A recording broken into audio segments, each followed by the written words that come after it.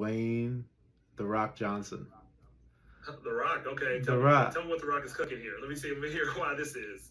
man, Dwayne Johnson has the most infectious personality, right? That's why they call him the people's champion. And I grew up during when The Rock was like wrestling, so Oh yeah, he yeah, was a yeah, big fan. I was a big fan of him back when wrestling was cool.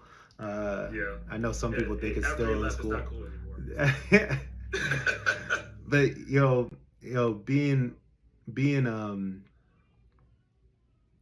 I don't know, he has done so many things. He's an incredible entrepreneur. All of his brands have been successful, right? From beverages to merchandise to an actor, and even when he acts, right? It's like Yeah. you can't help but like the guy. And I always look at him as a role model in a way from a personality standpoint, because that's like the personality I hope to bring to every environment I'm in.